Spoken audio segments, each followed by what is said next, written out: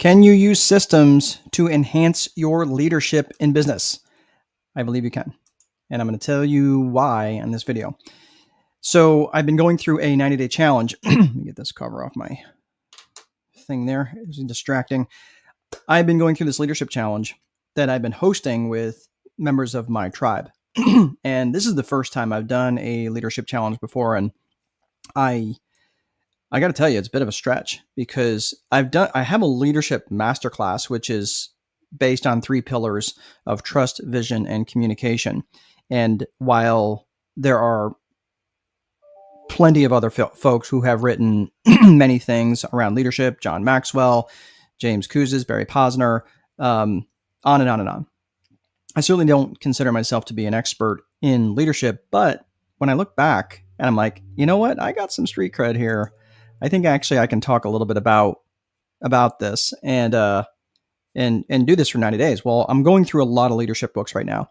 And and I'm a systems guy. So for those of you who know and have read my book, The Time Wealthy Advantage, there's a link in the description, by the way, if you'd like the book for way cheaper than on Amazon. I'll even sign it and send it to you. And there's an additional bonus, but you have to go in and check it out yourself. Anyway, so I'm working on my next book right now, which is The Time Wealthy Leader Boss. And Leader Boss is really about the whole idea of a boss that relies on their position of leadership, kind of like, you have to listen to me because I said so. But really a true leader and ultimately a leader boss understands that it's not just about being a nice guy, which if you're too nice, you get run all over, or being a total tyrant where no one will respect you. And everyone will just, do just the basics that are necessary and no further. So when I was thinking about all of these different things going through my mind, and I was like, okay, so in terms of the system's good, right? But the reality is a system is only going to take you so far. So when you think about that for a hot second, you're like, okay, well, if a system is only going to take me so far, that's where leadership steps in. Because yes, you can have leadership, but if you don't really have a good system in place, like think about the military, the American military, there's lots of systems in place to make sure that, training is done on a time schedule, that people follow, they're showing up when they're supposed to show up, and they're leaving when they're supposed to leave, and like all of these things, and even development, right? Like I know when I was in the Marine Corps, they really didn't have like a system for making sure that you were doing the thing. But if you, for doing like continuing education, but if you wanted promotion, you would do well to take the initiative, right? It's like, that's item number 4 that Napoleon Hill talked about in his 15 laws of success, right? Number 4, the law of number 4 was initiative and leadership. Take the initiative, take and move forward with that. So it's just interesting that can you think of leadership in the context of a system? Well, I do. I think that you can. And I'll give you a couple of examples and then we'll wrap this video up. It's going to be a short one. So if you're thinking about leadership in the context of how you can use a system to help enhance your leadership, well, think about it this way. Could you put reminders in your calendar, for example, to help you remember to reach out to people that your direct reports that maybe need your support, that maybe where you're checking in with them to say, hey, do you have the resources that you need, right? And the resources, do you have the time to do this? Do you have the money or other assets? Do you have the people that you need? Do you have the information that you need, right? Those are all resources, right? So you got time, money, people, information. Do you have those 4 things to help make the best decisions that you can, right? And and are you having leadership conversations with them? Because if you're never having these leadership conversations with them, where do you think this is just going to magically appear? You think it's just going to like, oh, wow. Like, I remember very specifically developing and working with people in my organization. Granted, I had a small property management company, but I absolutely poured into the people who really wanted to be poured into. In fact, I poured into everybody. Some people received it. Some people couldn't have cared less, right? It didn't stop me though. It didn't stop me from pouring into anybody who was there. So, but I did that systematically, right? I had a spreadsheet. I reached out and said, oh, it's been a minute since I've actually talked to them. That's the system. Another way where you can think about how often, once a quarter, how often are you training your folks? Like once a quarter, you could be setting this up for a tickler to say, hey, we need to be making sure that we're budgeting out for the next quarter for training. We need to be making sure that we're budgeting out for the next 2 weeks for continuing education or things like that. And then during your evaluations, right? Or your interviews, like however you want to consider those. In those midterm, quarterly evaluations, annual evaluations, do you have a line item that says what and challenges them? What have you done for learning? What are you doing for learning? What did you do from learning from last time? Let's take a look. Oh, wow. You said you were going to read a book a week. How well did you do? Did you track it? Right? Those sorts of things. And it shouldn't be a surprise, right? These are conversations that you should be having along the way, so you don't get to the end of the year and they're like, "Yeah, I didn't read anything," right? Like you should be checking in with them, making sure that they're doing what they're supposed to do, what they said that they want to do, what you are holding them accountable to, and that is what a leader is. When you take a manager and you apply good coaching skills, the alchemy that exists between a good manager and coaching is what creates a leader.